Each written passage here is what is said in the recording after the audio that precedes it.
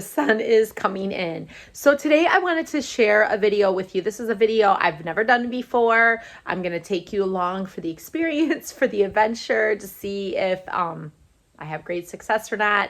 Hopefully to encourage you, to inspire you to maybe do a DIY in your home. If I can do it, I feel that you can do it. So today, well, we're going to start backsplashing or putting up a backsplash.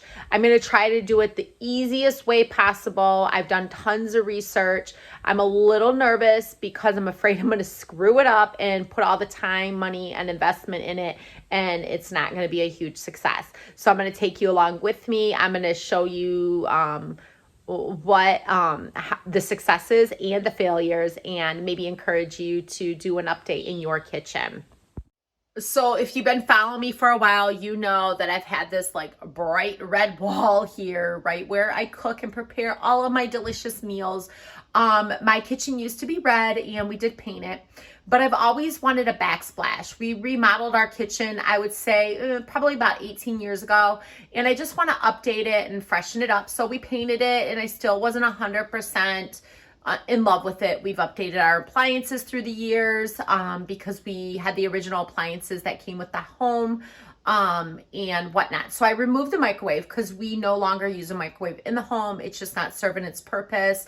I wanted to create more of a healthy, natural environment. So we took the microwave out, and I would eventually like to put some type of hood up there, but we're just going to focus on the backsplash. So my goal is to backsplash all of this area up here to the sub ceiling. And as you can see, I'm patching holes. So I guess the first thing you need to do is prep your walls.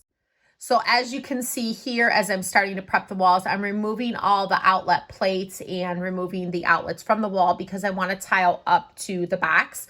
So I'm going through and I'm patching, sanding, repairing any wall damage because you want the wall to be completely flat. I'm using a product called Simple Mat. So with that being said, the walls need to be completely flat and clean. So after everything is patched, sanded, and cleaned, then I can apply the Simple Mat. So here's the product here. I decided to go this route instead of using some type of quick set because I wanted this to be, yes, this is going to be a little pricier, and it's not on a budget, but I wanted this to be easy and simple. And because I'm doing it myself, I am saving money. So I'm going to start, I'm going to use this Simple Mat. It's basically tile setting, and you want a nice tile for it. And I'm using a Subway tile, a smooth tile, not a heavy tile. And it's the quickest, like it says, the quickest, easiest, and cleanest way to install tile. So I figure my focus on this DIY is just learning how to use a wet saw and work with ceramic tile. So it comes in this roll here, and you basically are going to apply it to the wall, kind of like a two-sided tape, but you're not going to take the top layer off until you're ready to use it because you don't want it to catch any of the air debris, lint, dust, anything like that. So we are prepping the walls, we're cleaning the walls, then we're going to cut this down and apply it all over my area where I want the backsplash to be. Okay, so I filled in a lot of the patches or holes that need to be patched, and I'm going in with a sander and basically smoothing it out. And then after I'm done with that, I'm gonna take a wet cloth and wipe everything down to get any debris off. So this is basically happening in all of the surfaces that I'm going to be tiling. So like where this bright sun, I'm facing the west side, so I apologize. This is a window seal to this backsplash that went with my granite. So I'm gonna tile this much of this area. So I wanna make sure this area is nice and smooth. Okay, so I got the walls pretty much sanded. Now I'm basically just making sure the walls are smooth and wiping them down with a wet rag to dry completely before I put the Simple Mat on. It's very important that the surface is smooth, and it's very important that the surface is clean for any debris. So because I sand it, some of the areas, it gets that drywall dust everywhere. I'm going through and just wiping everything really good. And I'm doing this in between my work schedule and everything else I have to do in life. So it's a process. I'm taking it in small chunks. I've never done anything like this. So wish me well, and thank you for following along on the journey. Okay, so now I'm applying the muscle bound. You want to make sure that your walls are completely clean. And I'm taking a razor blade and just kind of trimming it out up here. Sorry about that. And I'm trimming it up down here where the counter meets and the muscle bound, and going around the outlets and doing it. This is very time consuming, very tedious. I have no clue what I'm doing. I'm doing it the best of my ability. I'm not taking off the top sheet because you're not supposed to do that until you're about to lay the tiles. So yeah, and I'm doing it right now. I have a lot of outlets in my kitchen and a lot of little nooks and crannies and things like that. So this is taking a little bit longer than I anticipated. Okay, so now I'm taking a grout float and I'm kind of pushing this muscle bound onto the wall just to kind of secure it. I've seen a lot of people do it and it seems to do a trick. And I'm realizing that wall preparation does take a long time and preparing your tile for the surface. So that's all I'm doing here is I'm basically cutting and pressing this into the wall so I can get as much prep done throughout the week, so I can really focus on cutting the tile, placing the tile, and grouting the tile over the weekend.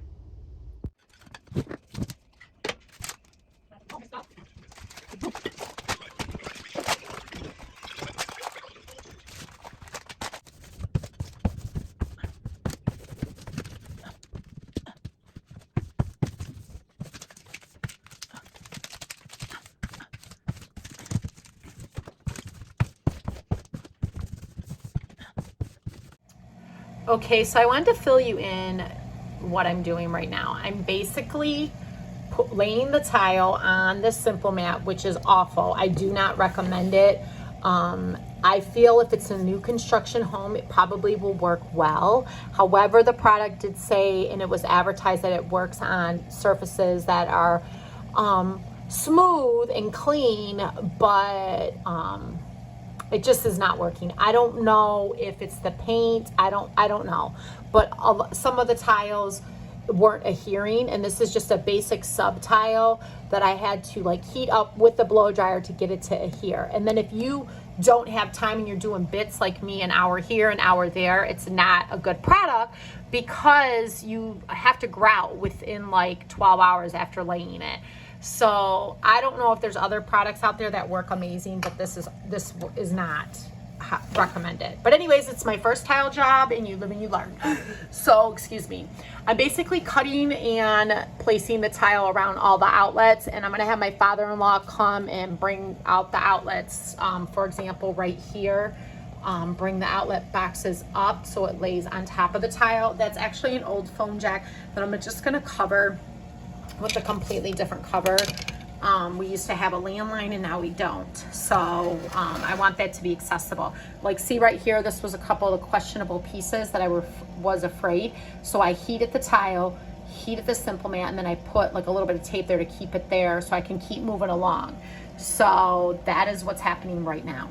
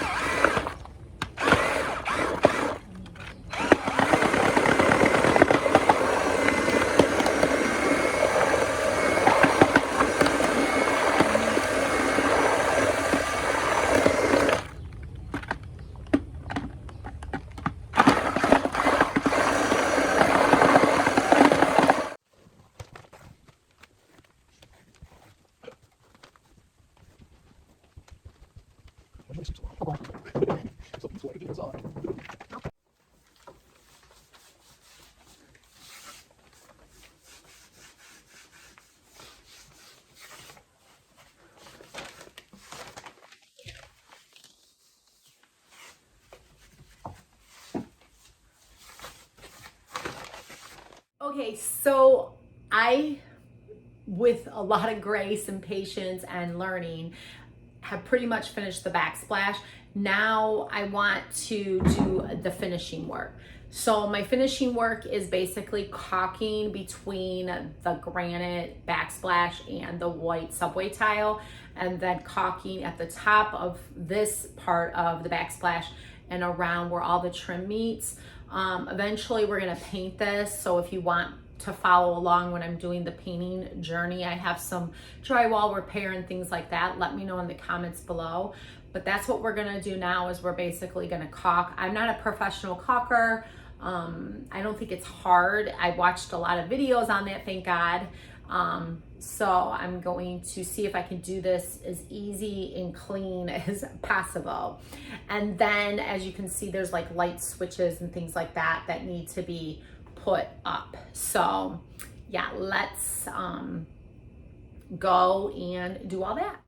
Okay, so I'm gonna go ahead and open this caulk. This is a caulk that it's fast drying and you're able to paint it. So eventually when I paint this wall, and I think I'm gonna do like a floating shelf around there. Once I get this done, get the light switches up and things like that, I think that's what I'm gonna do, because if I set the floating wall where this is really peculiar, this light switch, I may have to just do it on this side and then one there and then one there to kind of make sure I don't cover this light switch, because that would be a problem, but then it would be a small opening. So I got to figure that all out. My father-in-law does all my electrical work, so I'm hoping he can finish that and then we can figure that out in the future. So let's just get to caulking, because that's what we're here for, is finishing that.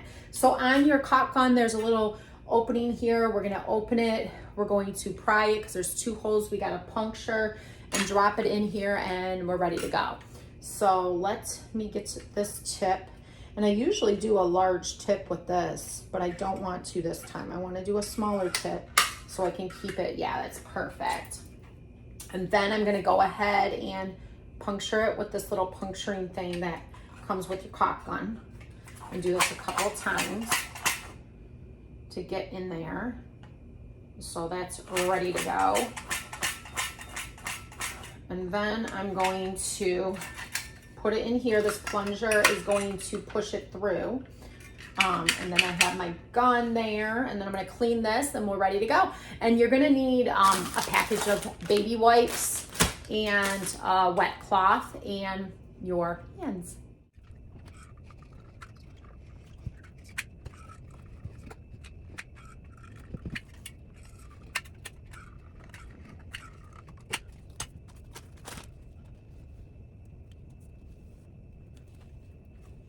So like I said, I'm not super duper an expert, but the best way to describe this is like frosting a cake or cupcakes. And basically I just put a thin bead where I want my seam and wall. This is paintable caulk, so eventually, like I said, we're gonna paint the walls.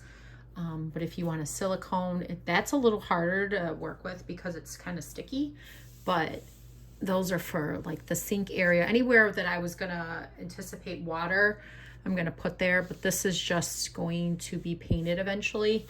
And obviously I'm making a giant mess. And like I said, I'm learning as I'm going, and you're just kind of along for the ride. Okay, so I'm just smoothing it now with my hand to kind of get in those corners, just to make it look a little nicer, finished and prettier. And then once it's painted, it's gonna look more fantastic. But I want it to look fantastic now because painting's not going to be on the horizon anytime soon, because I have so many other projects going on. But we're just going to take this wet cloth, get it off the granite, and move on to the next thing. Make sure it's not on the tile or anything like that. So we'll just keep on moving, keep on trucking along. Okay, once everything is caulked, you're going to go ahead and place all of your light switches and plates on where they need to go.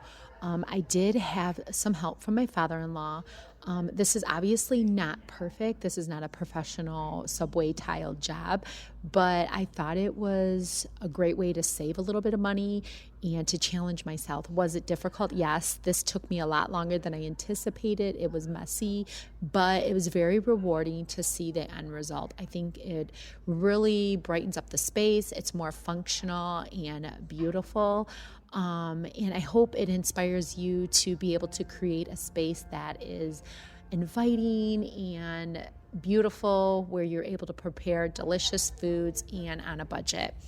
I hope you guys enjoy this, and I will talk to you soon.